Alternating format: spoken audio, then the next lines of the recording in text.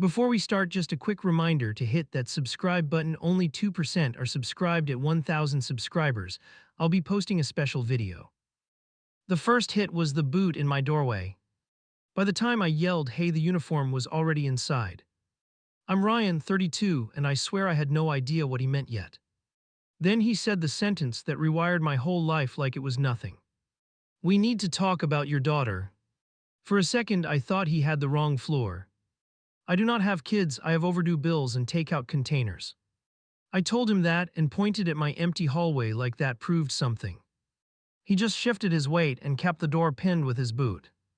There was another officer behind him, whiter and quieter and watching my face. He repeated my full name and birth date and my stomach dropped hard. That was the first tiny hint this was not a random mistake. I asked what this was about and he glanced at his partner, then finally moved his boot. He said they needed a quick talk inside because the hallway was not ideal for the subject. I wanted to argue and my brain picked fights about warrants and rights. In real life, you do not win against two uniforms at your door. I stepped back and waved them toward my living room, pretending this was casual while my throat burned. The bigger one stayed near the entrance like I might bolt for the stairs. The first one followed me to the couch and opened a thin folder on his knee. He turned one page and there it was, my name printed neat at the top. I stopped halfway into a sit and just hovered there with my hand on the back of the couch. "Your name is listed as the father of a minor female." He kept his tone flat like he was reading a grocery list. "Currently, she does not have a safe place to stay tonight." I stared at the page and my mind grabbed only one word and shook it around. That word hung there like a joke with no punchline. "You have the wrong guy, I have never been a dad." I kept waiting for some hidden camera crew to jump out laughing. All I actually did was rub my thumb over the edge of the folder until it bent. "Minor female was picked up this evening for a welfare check. She gave your name when asked for a parent or guardian." That line hit harder than the word father because how would she even know I exist? I told them that and my voice came out thinner than I wanted. The officer near the door shifted again, and his hand hovered near his radio like I was a problem. "Look, I am not trying to be difficult, I just do not know any kid." The first officer tapped the folder once and pulled out a photocopy. He slid it across my coffee table so slow it felt like a dare. My full name sat under the line for father next to my old address. Under that was a woman's name I recognized instantly and pretended I did not. I pressed my tongue to my teeth until my jaw ached and stared harder at the grain in the table. I asked if this was a prank or some messed up debt collection trick. The officer with the folder leaned forward and dropped his voice like we shared a secret. "She is 15 and she does not have anywhere else to go tonight. Child Services is involved and they can place her in a group home. Or she can stay with you on an emergency basis while we sort out the rest." I got up and walked a slow line between the couch and the kitchen. This was the part where a real adult would know what to do. I kept thinking about some girl in some office somewhere hearing that a stranger had refused her. Then my brain flipped and pictured me screwing up a whole teenager in 1 week. Why would anyone trust me with a goldfish, much less a person? What exactly does emergency basis mean? And I heard my voice crack halfway through. The officer listed hours and forms and a court date like he had done this many times. He promised there would be a social worker and support, and he used that word stable a lot. The other one finally moved away from the door and offered that they could drive me to see her now. If I refused, they would leave and she would sleep in a group home with strangers. I asked if I could at least see a picture first. The officer shook his head and reminded me she was already waiting at the station. So she was sitting in some hard chair with a trash bag or whatever, and no idea who might walk in. I grabbed my keys from the hook and missed the first time because my hand shook. "Fine, I will come look," and I felt the trap slam before the words even finished. They put me in the front seat like I was a guest, and it made me more nervous. The drive was not long, but every stoplight stretched because my brain kept trying new excuses. I could walk in, see her, tell them I was not the right person, and let them handle it. I also knew that if I did that, I would replay her face every night for years. The station came into view, and my throat closed like I had swallowed dry bread. Inside was bright and loud enough that my thoughts had to shout to keep up. We went through a metal detector, and a board guard waved us on after my keys clattered in the tray. The officer led. me past a desk and down a short hallway where phones rang nonstop. At the end was a waiting area with a few chairs and a humming machine. There was one kid there, and I knew before they even pointed. She was slouched deep in the seat like she wanted to disappear into the plastic. Dark hair tucked under a hood, one earbud in, eyes on the floor. There was a stuffed trash bag at her feet and a backpack crushed against her chest. When we came in, she glanced up once and her gaze shot straight through me and moved on. Whatever I had expected, it was not a kid who already looked bored by disappointment. The officer cleared his throat and said her name and told her I was the person on the paperwork. Her eyes flicked over me again, a quick scan like she was checking a broken appliance. "So you are him." She hit that last word in a way that made it sound disgusting. I tried to smile and felt my face do some awkward twitch that probably made it worse. They took us into a small office off the hallway with a desk and two chairs. I sat on one side with my knees bouncing, and she dropped into the other like this was detention. A woman in a blazer came in with another folder, and that trained calm you only see in crisis workers.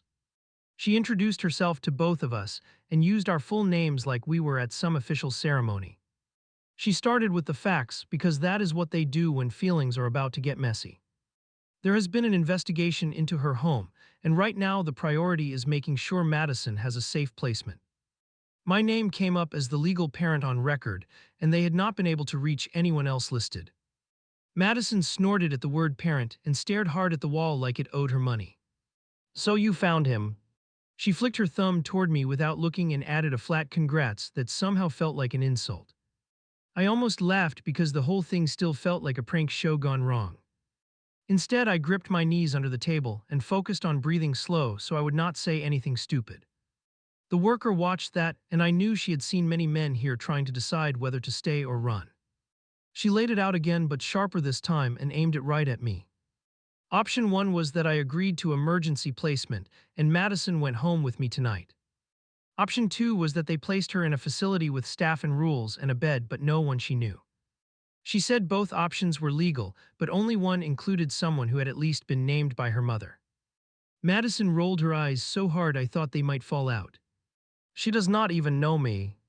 She muttered it more toward her shoes than anyone, and honestly I could not blame her for that one.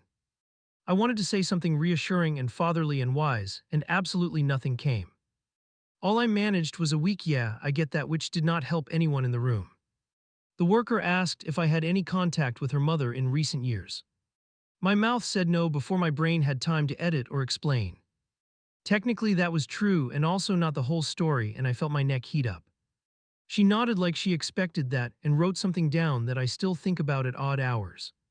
Then she asked the question that pinned me harder than the boot had earlier. "Are you willing to take physical custody of Madison tonight?" I asked for more time, and she glanced at the clock on the wall and said the word "tonight" again. The officers shifted like they were thinking about the next call on their list. Madison gave a small laugh that did not match her eyes at all. "You relax." She leaned back in the chair and said I did not have to pretend to want this. "They will find somewhere to park me for a while, they always do." That line hit harder than any guilt trip the adults had tried because it sounded like practice. Something ugly twisted in my chest at the idea of her calling herself something to be parked. I thought about every time in my own life someone had decided I was not worth the effort. Walking out would be easier short term, but I knew I would carry that choice like a stone forever. I looked at Madison again, and for a second she actually met my eyes, and there was something I could not ignore. The worker slid a small stack of papers toward me and pointed at the signature lines. My hand hovered over the pen like it belonged to someone else. "This is temporary, and we will review it in court in a few weeks." I picked up the pen, and my fingers slipped once on the plastic and left a tiny smear of sweat. Then I wrote my name anyway and felt something invisible lock into place around my life. After that, it was logistics and copies and instructions that I barely heard. Someone handed Madison a folder of her own, and she took it with two fingers like it might burn. We stepped back into the hallway, and the officers peeled away toward whatever came next for them. For a second, it was just me and this kid and the exit sign ahead.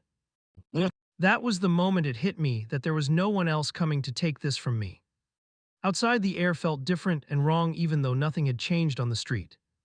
Madison waited by the door while I fumbled with my keys and tried to remember which button unlocked my beat-up car. I had walked into that building alone, and now I was walking out with a stranger the law called my daughter.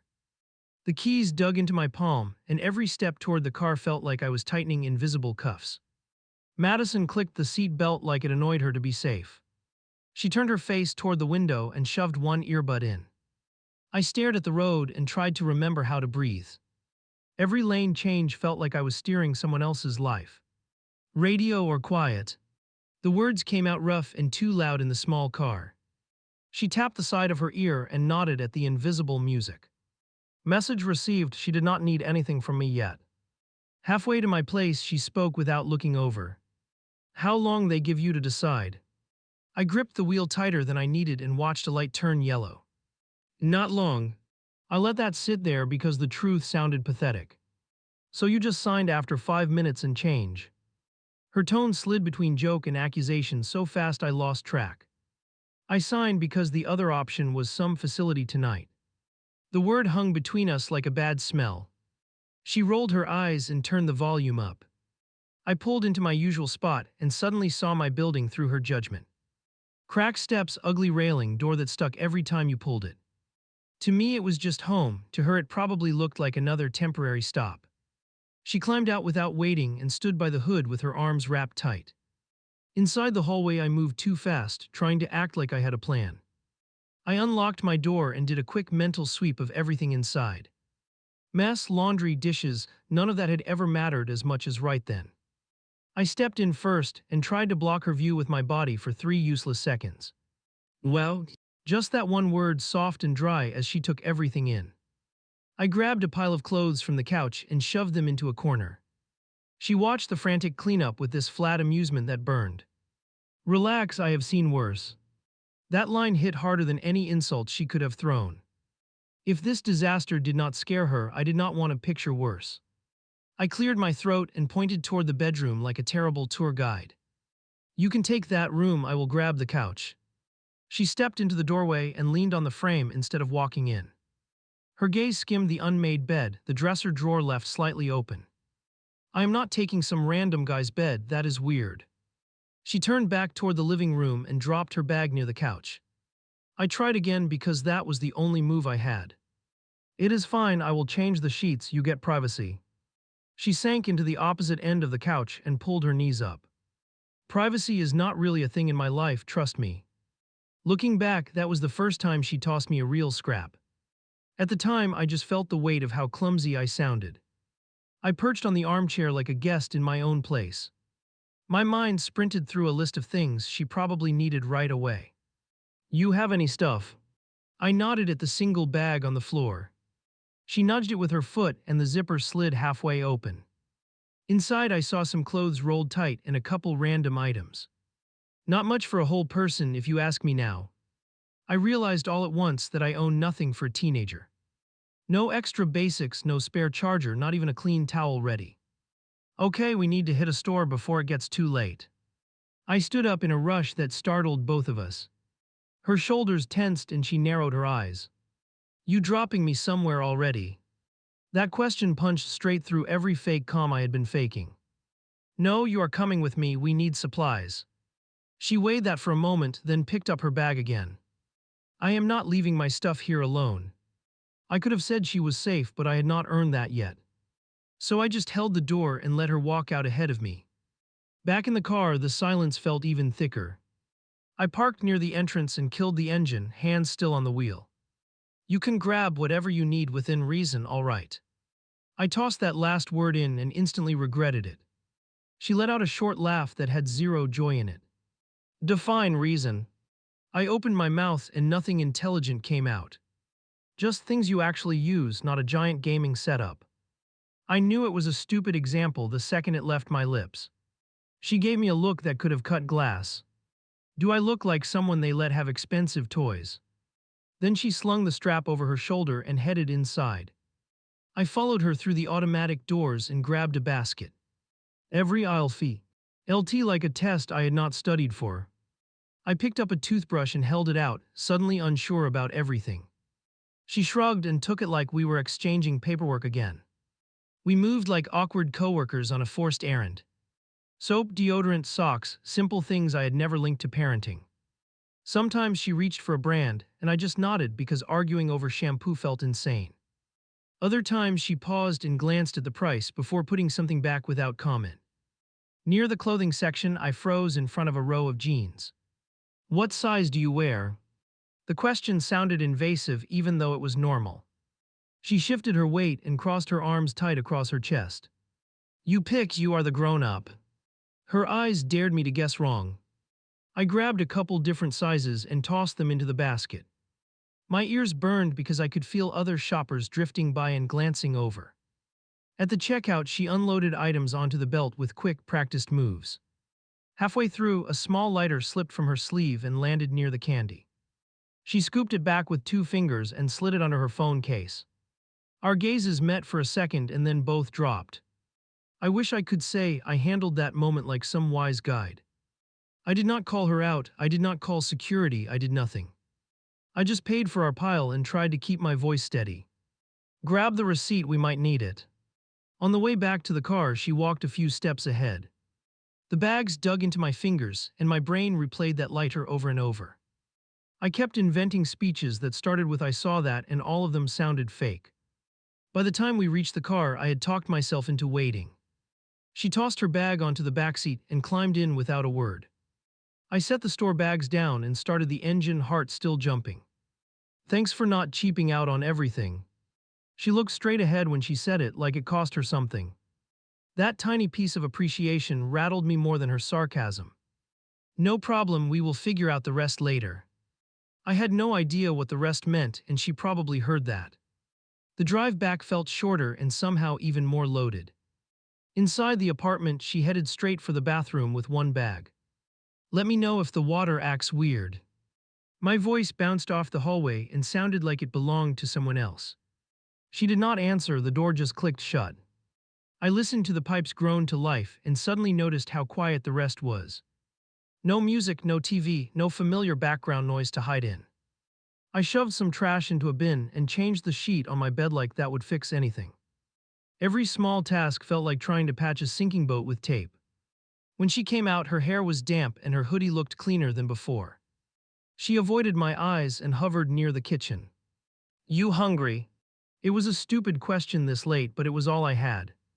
She lifted one shoulder and glanced at the clock on the microwave. "If there is something easy, sure." I pulled a frozen pizza from the freezer and held it up like a peace flag. She smirked and dropped onto a stool, watching every move. "I do not cook much." I tossed that confession out there with a weak grin. "You do not say." She traced a line on the counter with her finger, leaving a streak. "At least you own actual food."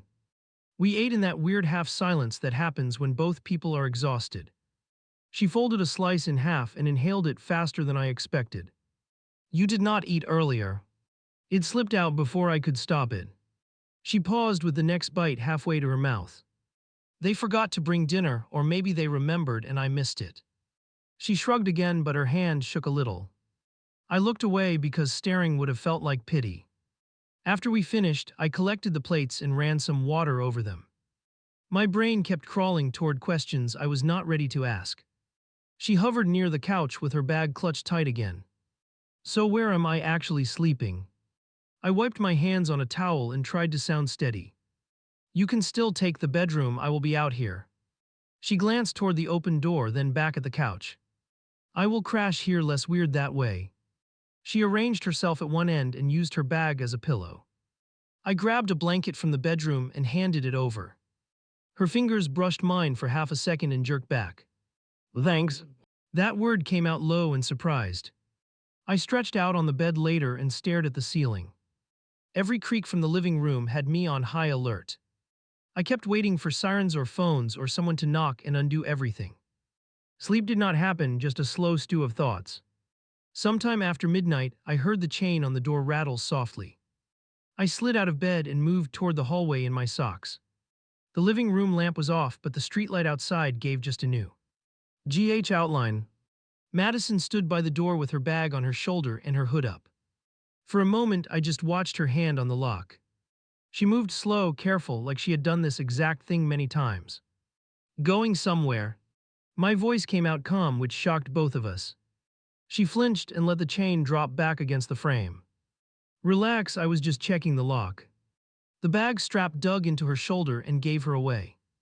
If you leave now, they will send you to another place, probably far. She stared at the door instead of me, jaw clenched tight. That is kind of the point. That answer sliced through the quiet harder than any scream. I took one step closer and rested my hand on the back of a chair. I am not good at this, obviously. I kept my eyes on the chain so she did not feel trapped. But you have a bed here and food and someone who signed his name on your paperwork on purpose. My voice wobbled at the end and I hated that. She stood there for a long stretch of seconds that felt brutal. Then she dropped the bag on the floor again and moved away from the door. I am keeping my shoes on. She curled back onto the couch with her sneakers still laced and her hoodie zipped to her chin. I went back to the bedroom but left the door slightly open. Every rustle from the couch scraped across my nerves. Lying there, I realized this was not a test run anymore. Whether I liked it or not, the first night as something like a parent had officially started. The alarm blared and a hand shot out from the couch and killed it. Turn that off. Her voice came sharp from under the blanket. It is off. I meant forever. I sat up in my bed and every muscle complained. First night with another person in the place and I had not really slept. I walked into the living room and found her already watching me. Shoes still on, hood halfway up, eyes wide awake like she never dropped off at all. We have to be somewhere today. I leaned on the doorway so I did not hover over her. She squinted at the clock and dug deeper into the cushions. Pretty sure I do not. That stubborn tone hit me before any coffee did. My phone buzzed on the table and gave me an excuse to look away. A new message from the social worker, short and loaded. They wanted an update, wanted to set up school enrollment, wanted to schedule a check-in. All those cheerful wants attached to my name like I knew what I was doing. You are still enrolled anywhere. I kept my tone light and failed. She grabbed her duffel and sat up like she might bolt right then. Why are you going to walk me in and shake hands with the principal? Eventually you need classes again. I sounded like some after-school poster and I hated it. Relax, attendance has not been my strong area lately. She peeled a bracelet off her wrist and snapped it back on. There, now you know one more lousy fact. That admission landed harder than if she had yelled. I thought she might be exaggerating to scare me, then saw her jaw clench. Whatever her records showed, it was not a perfect line of gold stars. I opened my mouth to push harder and my phone lit up again. This time it was my job calling. I stared at the name and felt my stomach drop. I stepped into the hallway to answer because I did not want an audience. Hey, something came up at home, I need the day. My manager went quiet for a beat that said everything. You just used personal time last week. I know this is not optional. I kept my voice steady but sweat crept down my back. He sighed and moved me from one shift to another like a puzzle piece. Fine, but you cannot keep doing this, we need reliability.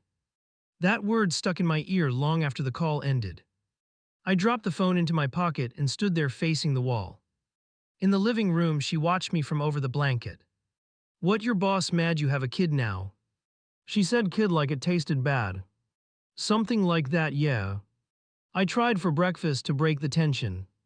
Toast, eggs, nothing fancy, just something warm. She wandered into the kitchen and hovered near the counter. You always up this early, or is this just for me? Normally I hit snooze 3 times. I cracked an egg and missed the edge of the pan. She snorted and reached past me for a cup. When she stretched, her sleeve slid up and I saw the marks. Not fresh, not tiny, just faded shapes wrapped around her forearm. My hand stopped moving before my brain could hide it. She followed my stare and yanked the sleeve back down fast. Do not start. Did someone do that to you? The question came out before I could think of a smarter one. Wow, detective skills on point. She grabbed the slice of toast and bit into it like she was chewing the subject. I fell okay. Even now I know how weak that sounded.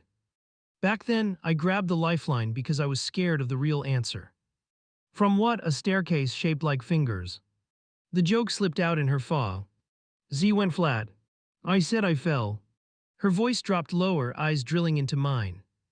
Believe it or not, both can be true in different reports. She shoved the toast into her mouth and ended it right there. We ate in near silence after that. Her knee bounced under the table, my foot tapped the floor. I kept thinking of the text from the worker and the call from my boss. Every system wanted something from me now. After we cleared the plates, I pulled up the email from the social worker. They had sent a list of next steps, each one more official than the last. Medical check, school meeting, home visit, all stacked on a timeline. At the very bottom, they had added one small line about testing parentage if needed.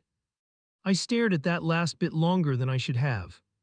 The screen blurred as all the what-ifs started screaming. If the records were wrong, I was building my life around a mistake. If they were right, I was responsible for way more than groceries and a spare bed. You look like you just read your own obituary. She dropped onto the couch and unlocked her phone. Caseworker wants us to see a doctor and maybe a counselor and maybe school staff. I forced the words out in a calm order. So a parade of strangers judging us perfect. She tossed her phone onto the cushion and stared at the ceiling. Are they going to test you too? Her voice softened just a little on that last word. I hesitated, and that pause told her more than any speech. They offered to run a DNA test to confirm everything. My fingers twisted the edge of a cushion until the fabric creased. It is standard, apparently. She rolled onto her side and propped her head on her hand. Do you want that? Honestly, no one had ever hit me that straight before. Part of me does, part of me really does not. Because maybe I am not yours and you get to walk. She said it casually while watching my face. Or maybe you are stuck with me forever, jackpot. Her mouth curved but her eyes stayed hard. I wanted to come out with some instant noble answer.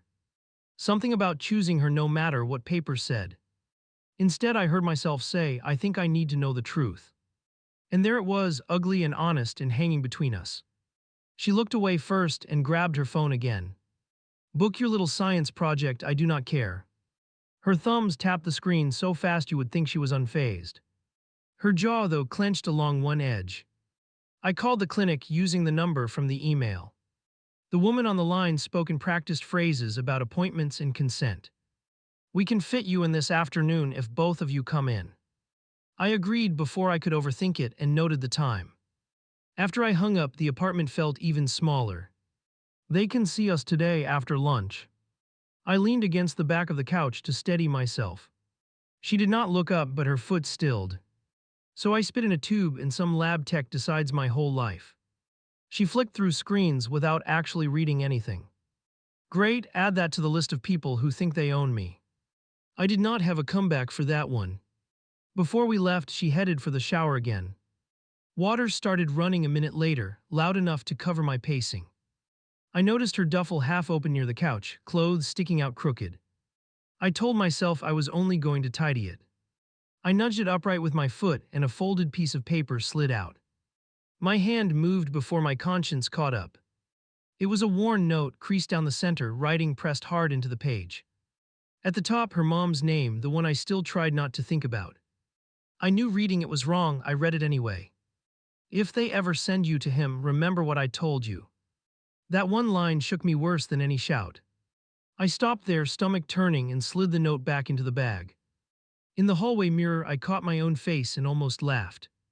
I looked like a man acting in a role he never rehearsed. Hands unsteady, eyes halfway wild, trying to fake steady for a kid who had seen worse. I splashed water on my face and hoped it hid something. She stepped out of the bathroom wrapped in steam and attitude. You done spying on my stuff? Her gaze dropped to the duffel like she felt exactly where my guilt sat. I straightened it, that is all. Sure. She tugged the zipper up to the top and swung the bag over her shoulder. If you want to know anything, ask me, not my underwear.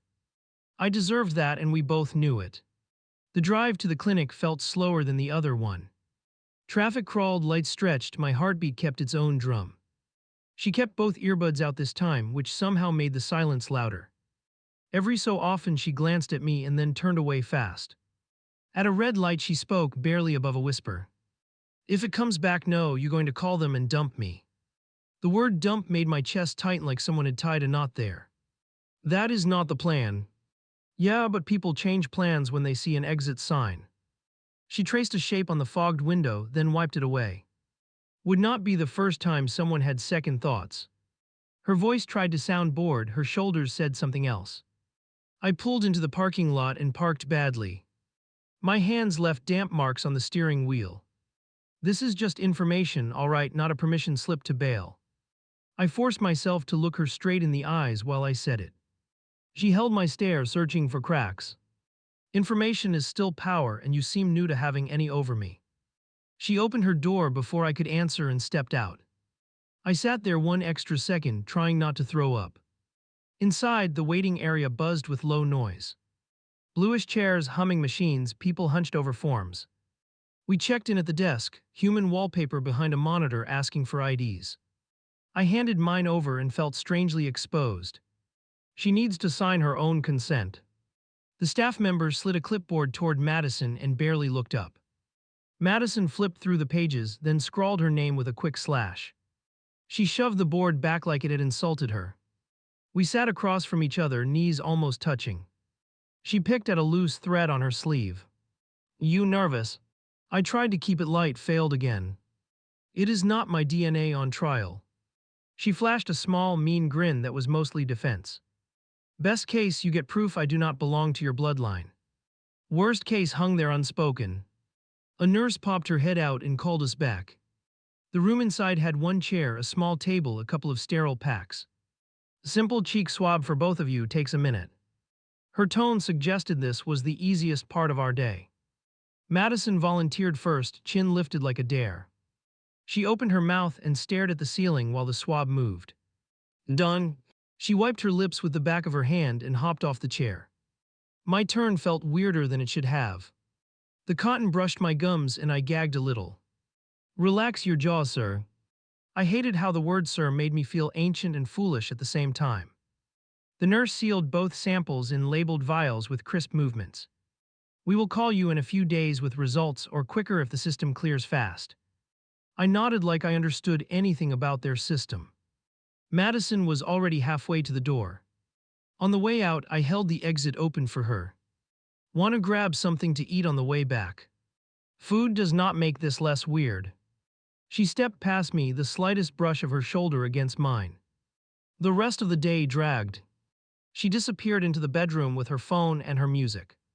I paced the living room, answered another message from the caseworker, tried to pretend I had this under control.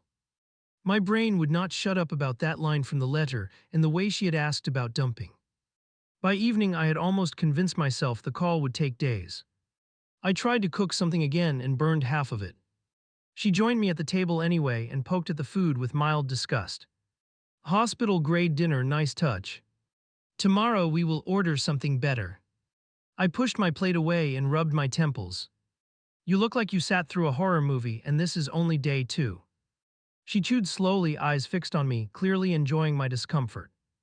My phone buzzed in the middle of that stare down. Unknown number, local code, my heart stuttered. I wiped my hand on my jeans and answered. Hello. Is this regarding the testing you completed earlier? The voice on the line was bright and detached. Yes. My own sounded like it belonged to someone trapped underground. We expedited your file, the profile comparison is complete. There was a shuffle of papers on their end, my pulse in my ears on mine. The probability of biological relationship is effectively 0. The words did not even sound real at first. For a second, all I felt was a sharp wave of relief. My knees almost buckled from how strong that hit.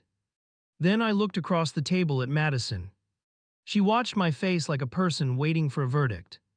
All right, thanks for letting me know. I forced the politest tone I could. I ended the call and set the phone down, screen still lit. My hand would not stop shaking. Zoe, she leaned forward, studying every twitch. What did your magic science buddies say? Her voice tried to sound casual, her fingers gripped the edge of the table. They said there is no genetic link. The sentence felt thick as it left my mouth. Something flickered across her face, too fast to catch. Figures. She sat back, shoulders dropping like she had expected that all along. So congratulations, you are officially free of me. She said it with a grin that was way too sharp. Her eyes shone in a way that had nothing to do with joy. I opened my mouth and nothing came out for a moment. Relief and dread wrestled in my chest, but age loud. I had wanted clarity, and now it sat on the table like a loaded object. Somewhere between us, the word father snapped in half. Madison shoved her chair back so hard it hit the wall. Cool, mystery solved. She stood, grabbed her plate, dropped it in the sink with a crack. So this whole thing was a glitch, you can call them and fix it. I started to answer and nothing came out. She laughed once, short and bitter. You do not even have to pretend now, science did you a favor. Her fingers dug into the edge of the counter like she needed to hold something. This does not change what they ask me to do. My voice sounded thin even to me. It changes everything, you do not have to keep me here anymore. She moved toward the couch, already reaching for her bag like muscle memory. You are not trash, I dragged to the curb. That snapped out before I filtered it. She froze for a beat, shoulders tight. Feels like it sometimes, just with paperwork. I pulled my phone out and stared at the recent calls. The clinic number still sat at the top like a verdict. Below it was the line from the agency worker I had been dodging all afternoon. If I do not call them, they will call me. Go ahead, clean it up. She flopped onto the couch and pulled her hood over her face. I have done this move a few times, I know the drill. She pretended to scroll through her phone, screen still dark. I stepped into the hallway and dialed the worker. They picked up on the second ring with a cheerful tone that made my teeth clench. I told them the lab had called, I told them the result. There was a pause where I could hear keys tapping and not much else. Thank you for letting us know, that clarifies the legal standing. Her words came in a tidy row that did not touch my actual panic. We do need to ask if you still wish to be considered a placement now that paternity has been ruled out. That last part landed like a door swinging open and shut in my head. If I say no, where does she go? I hated how desperate I sounded. We have certified homes available, we can transfer her quite quickly. She used the word transfer like we were mailing a package. In those homes, will she stay near here? I already knew the answer before she spoke. There are limited spaces, she could be relocated to another county. My throat tightened at that, even while some selfish part of me whispered that distance would be easier. She has already moved enough. The words came out before I made a plan. On the couch, I could hear the faint buzz of her music through the wall. I want to know what it would look like if she stayed.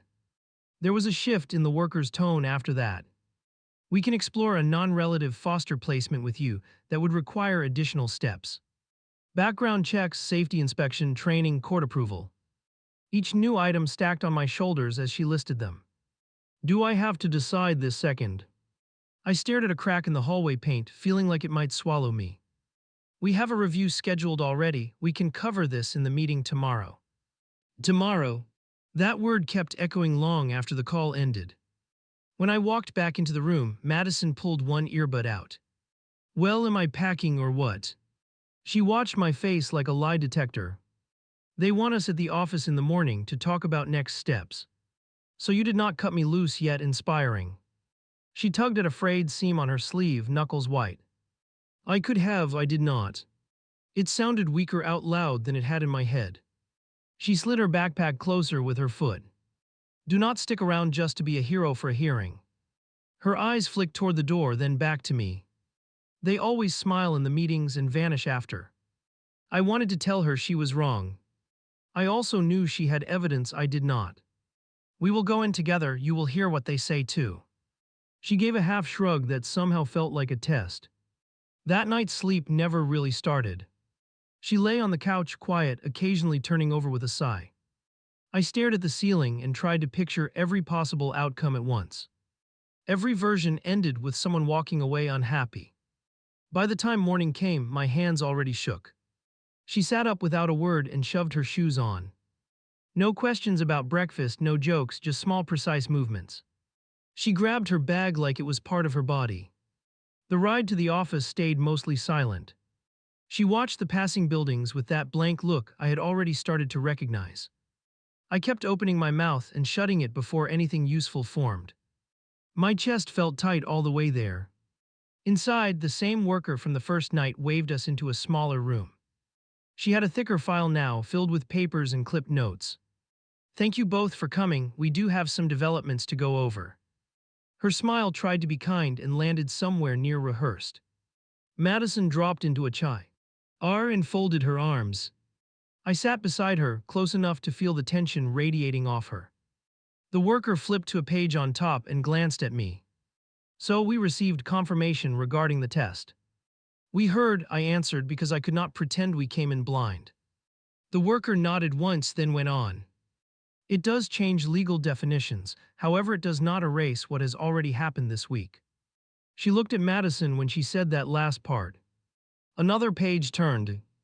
Regarding the question you raised on the phone about how your information appeared on the birth record. I felt my shoulders lock. This was the part that had been clawing at me all night. She rotated the file so it faced us and tapped a photocopied form. This is the original registration from the hospital when she was born. My name sat in the space for father, neat and official. In the notes column, there was a scribbled line next to the mother's signature. The worker moved her finger down to it. There is a statement recorded here, where her mother declined to identify another parent. Next to that, in smaller writing, someone had added, requested this individual be listed instead. My chest went odd and hollow. I could feel Madison watching me out of the corner of her eye. So she just threw your name on there for fun. Bitterness dripped off the words. The worker inhaled slowly through her nose. In situations where another adult is named, staff are required to put that on the form as given. She spoke gently, but there was nothing soft in what she relayed. Later reports from other agencies mentioned that she was avoiding contact with another man.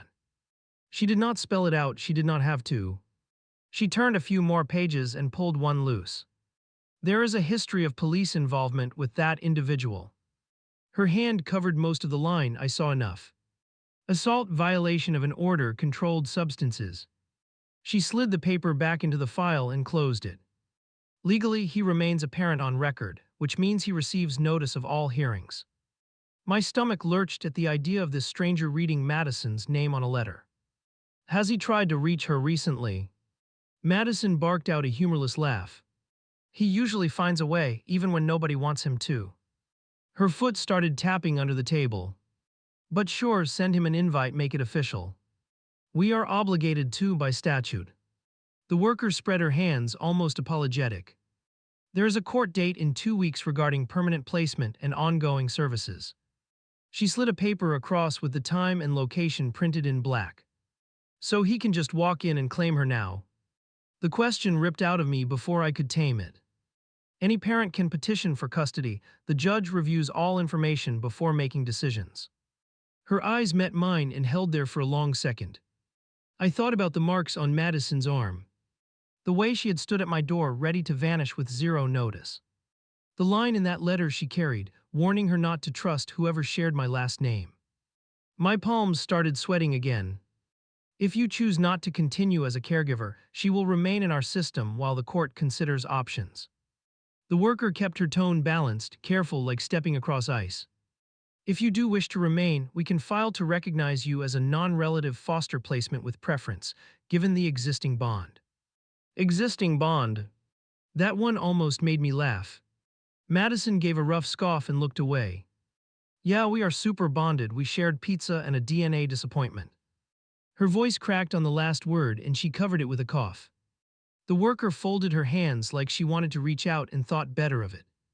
You would not be alone, she continued, focusing back on me. We provide training, a support specialist, monthly visits, financial assistance for her needs. She laid out the benefits like a brochure, even though the responsibility weighed more. It also gives you a voice in court regarding where she goes. There it was. An actual choice, not just a panic signature in a police station. Walk away now, she gets sent to strangers and maybe back towards someone dangerous. Stay, and I sign up to be the guy who might fail her in new and creative ways. I looked at Madison. She would not meet my eyes, just stared at the far wall. Her jaw worked like she was chewing down anything she wanted to say. I could almost feel her bracing for another adult to step back. Tell me what I have to do if I stay involved. The words surprised even me. Both of them snapped their attention to my face. Part of me wanted to grab the sentence out of the air and swallow it. The worker nodded slowly, then pulled a smaller packet from the folder. This outlines the process to become a licensed caregiver through us. Pages, signature lines, boxes for references, and work history. At the bottom, a space for the child to indicate ag. Agreement. Madison lifted her head at that. You need me to sign that too. Only if you are willing, your input is important to the judge. Her finger hovered above the last line without touching it. She did not sign right away. Instead, she pushed her chair back slightly and turned toward me. Why are you doing this? You got the clean break you wanted. Her eyes were sharp and wet at the same time. I wanted clarity, not a door out. It came out rough, but it was the truth. You can still walk away from me, that is real. You do not owe me respect just because I am filling out forms. I exhaled slowly, but I am not dropping you off like unwanted baggage. A beat passed while she measured that. Then she clicked the pen the worker had set down and scribbled her name next to mine. Her handwriting dug into the paper like each letter fought back. When she slid the packet back, her hand trembled once. The worker collected everything with practiced care. Next, we will schedule a home inspection and gather background information. She glanced at me. This process can move faster given the circumstances, but there will be regular oversight. Means you can still yank her away if I screw up. No point pretending I did not know that. It means we will be in your life checking on both of you. She gave Madison a small smile. That includes making sure your needs are seen and heard. On the way out, we passed a bulletin board full of agency flyers. Madison brushed her fingers across the edge of one and snorted. Do not worry, they will find someone better if you change your mind. She did not even stop walking. Outside, the sunlight hit us hard after the stale office air.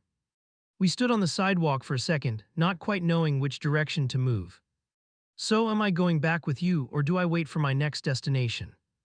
The way she said destination made my chest hurt. You are coming home with me. The word home slipped out before I could adjust it. She blinked once, thrown off.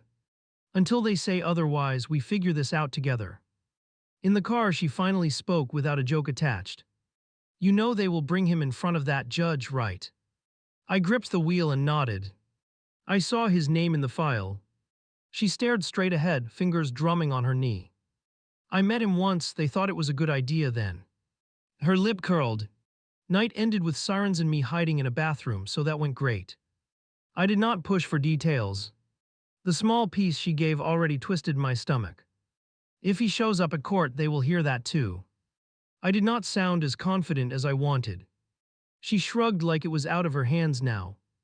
People like him talk nice when someone important is watching. She leaned her head against the window, eyes half closed. Judges like words more than bruises. Back at the apartment, everything looks smaller. Same couch, same clutter, but now layered with that decision. She dropped her bag in its usual spot and flopped down, exhausted. I hovered near the doorway, unsure whether to talk or let her crash. You signing up for this means they are going to dig into your whole life. She looked up at me with a crooked half smile. You sure you do not have some secret record waiting to bite you? Her voice held more curiosity than hostility for once. I have plenty of mistakes, just not the kind that show up in those files. I sat on the armchair and rubbed my face with both hands. They will probably decide I work too much and do not cook enough. The joke was weak, but it pulled a small huff of laughter from her. As evening settled in, my phone started ringing again. Work again, wanting to talk about scheduling and reliability. I stepped into the hallway and gave them the short version. Family situation, temporary placement, court dates. The silence on the other end told me exactly how that went over. We can accommodate some flexibility, but we need people we can count on. He stressed count like it tasted sour. I get it, I am trying to keep things stable for her and still show up for you. I was begging two different systems for patience and both had limits. Eventually, the call ended with a vague warning about future shifts. I leaned my head against the wall for a moment, listening to the muffled TV through the door. Everything felt like it was built on top of a trapdoor. I went back in before my brain could spiral further. Madison sat cross-legged on the couch, scrolling through her phone. Her expression was carefully empty. I sat down on the opposite end, leaving space between us. We watched some random show neither of us cared about just to fill noise. Later, when she finally went quiet and her breathing evened out, I stood to turn off the lights. My phone buzzed again in my pocket with a number I did not recognize. I almost ignored it, then something made me swipe to answer. Hello? Is this Ryan? The voice on the line SCR. Aped low and calm. Who is this? He chuckled softly like we were sharing a joke. You have something that belongs to me. Every hair on my arm stood up. I think you got the wrong number. I knew he did not. He spoke again, slower. They told me where my kid is staying now. I appreciate you keeping her warm. My mouth went dry. She is not yours to collect like a package. He laughed again, sharper. Paper says otherwise. We will see what the judge thinks. There was a clink of ice in a glass, then a quiet exhale. Enjoy playing house while you can. The line clicked dead. I stared at the screen, heartbeat punching at my ribs. In the living room, Madison slept curled on her side, shoes still near the door. I stood there between her and the hallway, phone still hot in my hand, and realized the real fight had not even started yet. The bathroom door flew open, and Madison stomped out, tugging at her sleeve. Do I really have to go to this circus? She kicked a shoe out of her path and glared at me. If I skip it, they cannot ship me anywhere. I wished it worked like that. Her hair was pulled back in a rough tie, not neat, not wild. She wore the first shirt she found, nothing like the polite outfit the worker suggested. You can change if you want or stay like that. I zipped my jacket and tried not to stare. They are supposed to listen to what you say, not your wardrobe. Yeah, sure, that is how life works. She snatched her backpack from the couch and slung it on. I talk, grown-ups nod, then they already do what they decided before I opened my mouth. Her eyes dared me to argue. I did not, because she was not wrong. The ride to the courthouse felt too quiet and too loud at once. She picked at a thread on her jeans instead of watching out the window. Every light turned red the second we approached, or maybe that was just my nerves. At one intersection, she finally spoke. If he is there, do not try to shake his hand. The building came into view and my throat tightened. People streamed in and out, some dressed sharp, some in clothes like ours. I parked crooked again and had to fix it because my hands were shaking. Madison watched me repark, eyebrows raised. Want me to drive? We crossed the lot and I spotted him before she did. Leaning against a pillar, phone in his hand, like he was killing time before a movie. He straightened when he saw us, that slow grin sliding into place. Madison froze mid-step and went rigid beside me. Keep walking, I muttered, not sure if I said it to her or myself. Matey. His voice stretched her name into something oily. She flinched like the sound had weight. He pushed off the pillar and drifted toward us with lazy confidence. I stepped half a pace in front of her without thinking. So you are the replacement. His eyes ran over me, up and down, judging. Appreciate you keeping my seat warm, man. He reached for Madison's shoulder, casual like he owned it.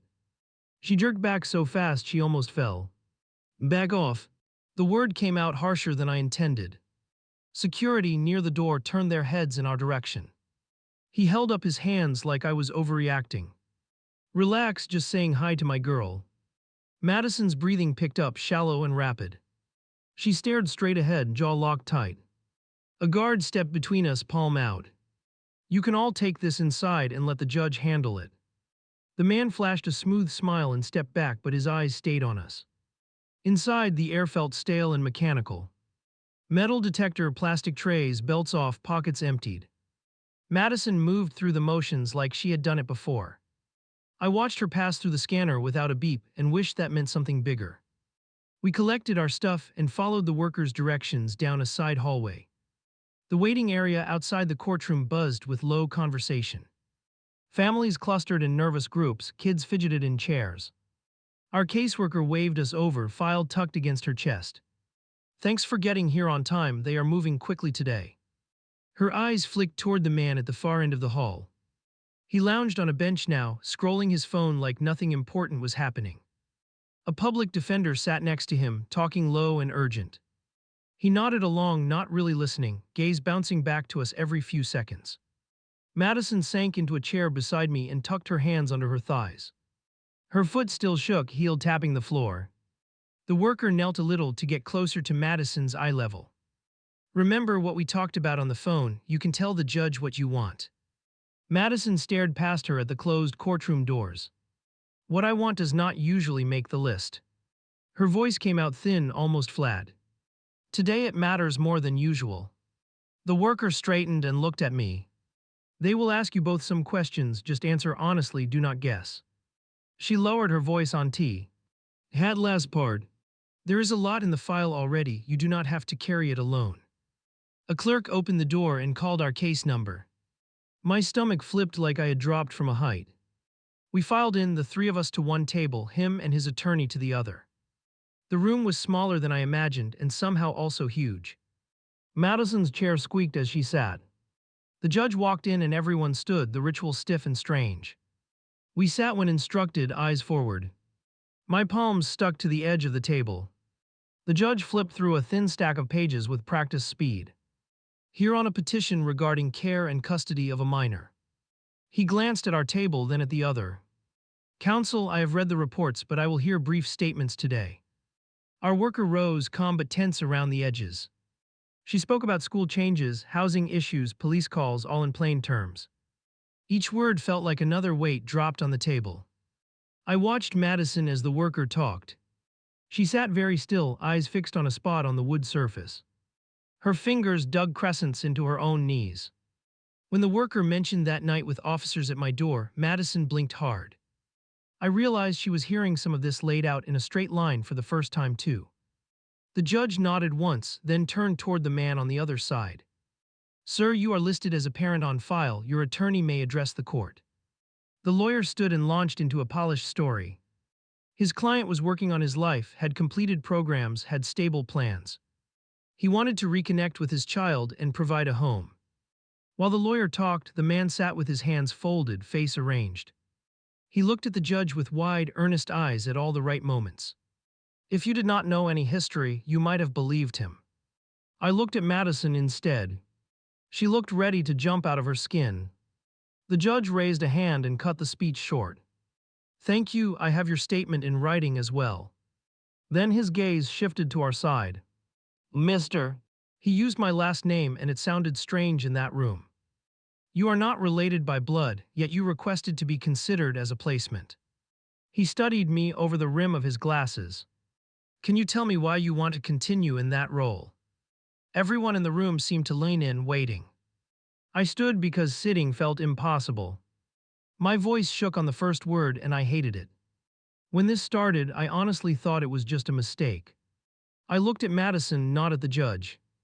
But she was sitting in a station with nowhere safe to sleep, and I could not live with walking away. I forced myself to keep going, hands flat on the table. I am not perfect, I am still figuring this out every day. A small, dry laugh escaped me and a few people in the back smiled. But she has a room, food, someone who can show up at school meetings and doctor visits and court dates. I took a breath that scraped on the way out. I want to keep doing that if she still wants to stay. The judge listened without interrupting, which somehow made it worse.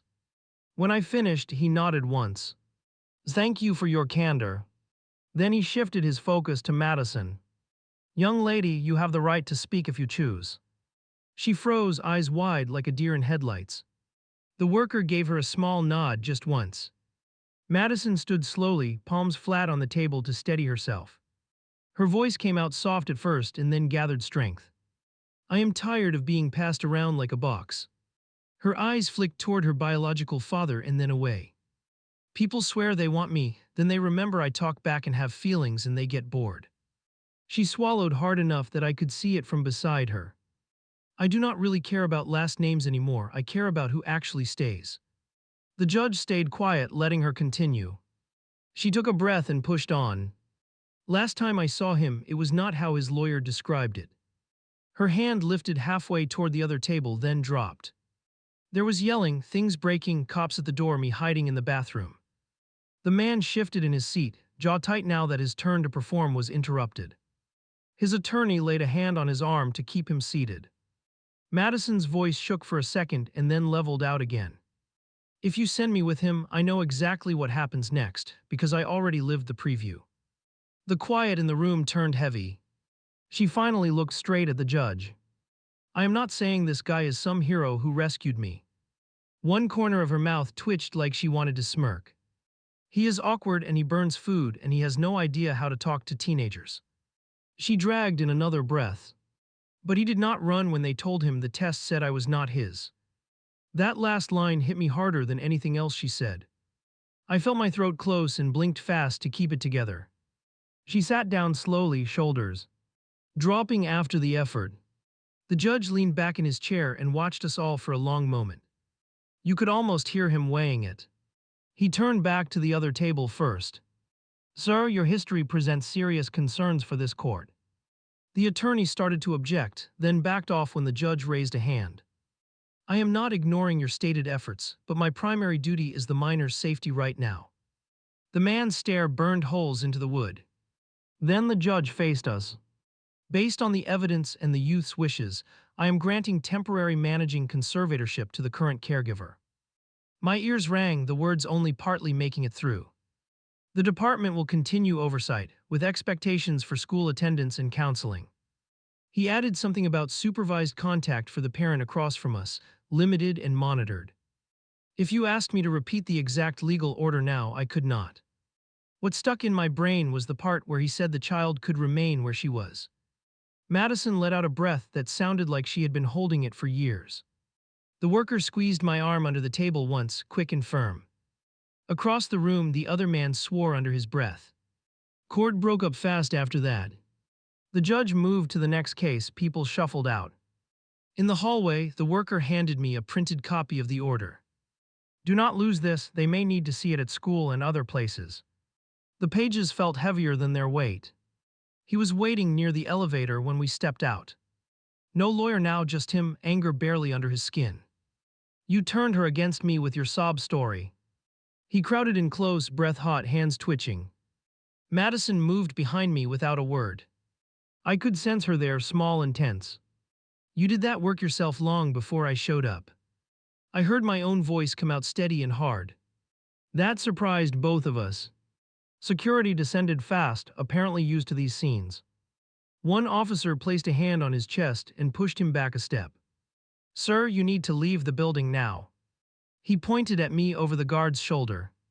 This is not over. We did not answer, we just walked away. In the parking lot, Madison kept pace right beside me. Her hands twitched like she wanted to grab my sleeve and stopped herself. I clicked the car unlocked with fumbling fingers.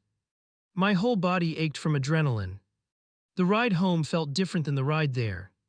Still tense, but with weird pockets of relief mixed in. She stared out the window, mouth tight, eyes bright. Halfway back, she finally spoke. So, Judge just chained you to me for real. Looks that way. I gripped the steering wheel and exhaled slowly. I mean, unless you stage a breakout and vanish in the night. She snorted at that and rolled her eyes. Do not tempt me. When we reached the apartment, she walked in ahead of me and dropped her bag. She looked around like she was seeing it differently. Same couch, same messy table, but now with a court order behind it. She turned in a slow circle and then nodded once. Guess this dump is officially my dump. There was no heat in the insult this time. I took that as progress, tiny and bizarre as that sounds. The mail had piled by the door and I sifted through it out of habit. One envelope from the school district caught my attention. Enrollment forms printed and waiting. We sat at the table, both a little dazed. I slid the packet over to her along with a pen. Nobody is forcing you to pick this today, but we might as well look. She groaned like I had suggested a chore. Homework before homework, cruel. She started filling in the easy parts. Address, date of birth, emergency contact from the agency list. Her handwriting scratched across the boxes, impatient but careful. I watched, trying not to hover. Then she hit the line that made my lungs freeze. Parent or guardian name. She read it aloud under her breath. Her pen hovered over the blank space for a long beat. You can put the office there, I started, trying to make it easier. She shook her head once. She wrote my last name first, that same stubborn script. Then she added my first name in front of it. After a second, she squeezed in 2 extra words in the margin. My hand tightened around the edge of the table. It read sloppy but clear. Ryan, my dad. She stared at it for a heartbeat, face unreadable. Then she drew a quick line through the dash like she might change her mind. The words still stayed. You know you do not have to add that part. I heard my own voice crack on that. I know. She blew out a breath and capped the pen. It just felt accurate, at least for today. I looked at that small, messy note like it was glowing. I knew nothing about tomorrow or next hearings or his next move. I knew I would still burn dinner sometimes and freeze up at the wrong moments. But right then, in ink on an actual form, that word sat beside my name. And if I am being honest with you, the thing that scares me most now is not claiming it. It is waking up one day and watching her cross it out for good.